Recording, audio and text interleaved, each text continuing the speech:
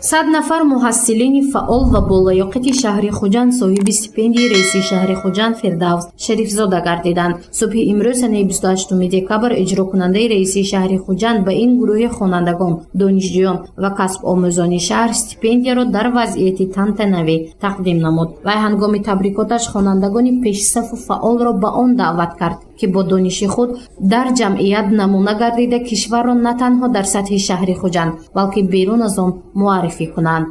мо бо ҷавонони созандаи худ ифтихор мекунем, чунки ҷавонони даврони соҳибистиқлолии ватанамон имрӯз бо нангу номуси миллӣ, ташаббусҳои шоиста ва эҳсоси баланди ватандорӣ дар рушди Тоҷикистони азиз ҳисси арзишманд мегузоранд ва ба модар ватани худ содиқона хизмат менамоянд. воқеан ҳам ҷавонони даврони соҳибистиқлолии ватанамон нерӯи пешбаранда, ворисони асилу арзандаи миллату давлат ва созандагони имрӯзу фардои Тоҷикистони соҳибистиқлол мебошанд.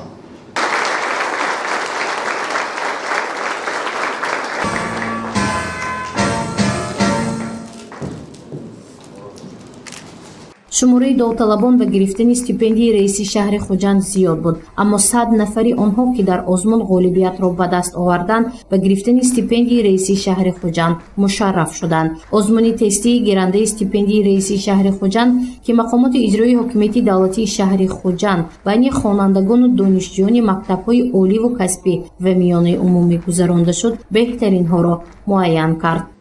ҳукумат ғамхориро нисбат ба наврасону ҷавонон минмардис идома бахшида ва ин нерӯи тавонои кишвар, ки марзу буми Тоҷикистонро ҳимоя мекунад, кишварро ободу зебо мегардонад ва номи ватани аҷдодиро боз ҳам баланд мебардорад, ҳамеша таҳкия менамояд ва барои дастгирии иқдомоти бунёдкоронаи ҷавонони кишварамон тамоми чораҳои заруриро амалӣ мегардонад. Маҳастӣ Иброҳимзода хонандаи синфи 11 аст. Вай дар озмуни гирандии стипендияи раиси шаҳр иштирок намуда ба тамоми суолҳои тест ҷавобҳои хубро пешниҳод намуд. Ин боиси ба даст овардани ғолибият гардид. Имрӯз бошад аз раиси шаҳри Хуҷанд маблағи стипендияи худро ба даст мегирад. дар озмунҳои шаҳрӣ ва вилоятӣ ва инчунин олимпиадаҳо фаъолона иштирок менамоям. ман ғолиби даври ҷумҳуриявии сессияи академияи хурдии илмҳо аз фанни биология.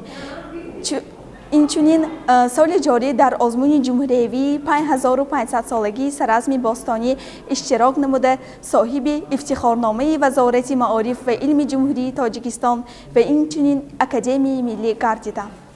соли хониши ҷорӣ ман дар озмуни шаҳрӣ ва вилоятӣ тирамоҳи зарин иштирок намуда аз бахши саволу ҷавоб ҳам дар даври шаҳрӣ ва вилоятӣ сазовори ҷои аввал гардидам.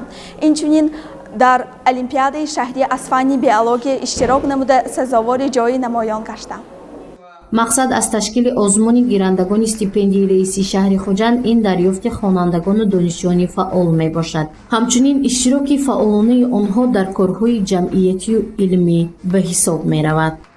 дар бисёр озмунҳои шаҳрӣ иштирок карда ҷойҳои намоён гирифтаам ва инчунин ба гирандаи стипендияи раиси шаҳри Хуҷанд шудам. барои дар ин озмун иштирок кардан ба мо тест пешниҳод карданд. тестҳо асосан аз фанни асосҳои давлат ва ҳуқуқ, химия, физика, биология ва фанҳои умумӣ буданд ва баҳри ман тестҳо на он қадар мушкил буданд. маблағи стипендияи раиси шаҳри Хуҷанд 1000 сомония арзиш дорад. иҷрокунандаи раиси шаҳри Хуҷанд Фирдавс Шарифзода онро ба 100 нафар тақдим намуд. зурши Мафнушпур ва Наимҷон Аюбов барои барномаи иттилоотии Хабар.